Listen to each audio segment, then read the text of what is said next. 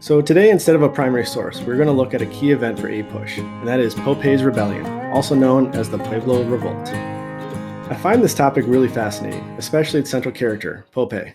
However, I always found it a little awkward to cover in APUSH, because we spent the first time period and week in the Spanish colonies, and then for period 2, most of the time was spent on the British North American colonies, with the exception of this topic, which always feels like a backtrack to the Spanish colonies. However, if you research Pope's rebellion in depth, I think anyone would find it fascinating.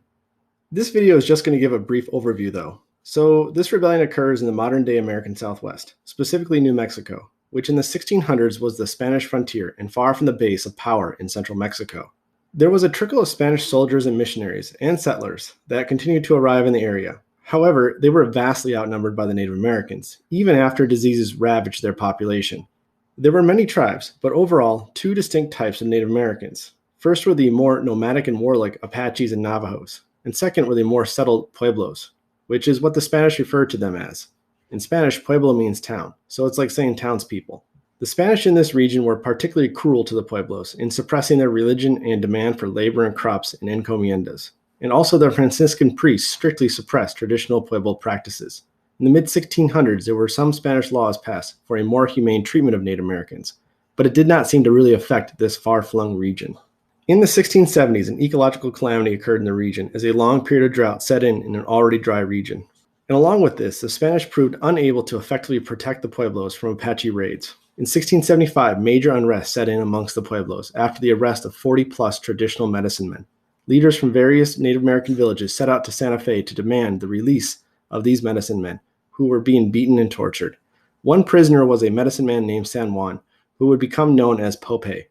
After his release, Pope went to Taos, New Mexico, which was somewhat outside of Spanish control, and for 5 years rounded up support for a rebellion.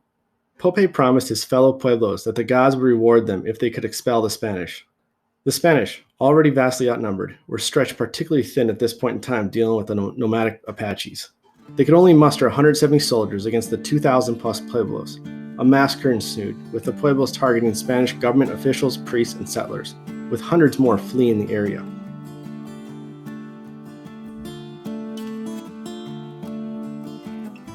Now New Mexico was in the hands of the Pueblos. Pope and his followers destroyed Christian churches and relics, and anything else of Spanish culture, including food and livestock. Pope did not end up ruling all the Pueblos, as they went to mostly local self-government at the village level. To the Pueblos' dismay, the drought and raids by Apaches continued, and Pope's promises of rewards never came. He would lose favor with the Pueblos, who deposed him as a leader. The Spanish slowly attempted to return, offering clemency and more lenient rule. Many villages would return to the Spanish fold. However, a few remained free from Spanish rule ever after. Okay, so what are the key takeaways for APUSH? First, the Pueblo Revolt shows Native American resistance to European or Spanish colonial rule. And the other key point is that after the revolt, the Spanish are more tolerant and accommodating to Native American culture. Now, it is debatable as to why the Spanish are more tolerant. Did they truly have a change of heart about their cruel treatment of Native Americans, or was it more a practical and pragmatic reason of avoiding rebellion and chaos on their frontier regions? Okay, that does it for Pope's Rebellion. Thanks for watching. Please consider subscribing to the channel and sharing with classmates or fellow teachers. The upcoming school year is going to be an interesting one, with many going to distance learning or hybrid models, and these videos could be a great aid in those settings.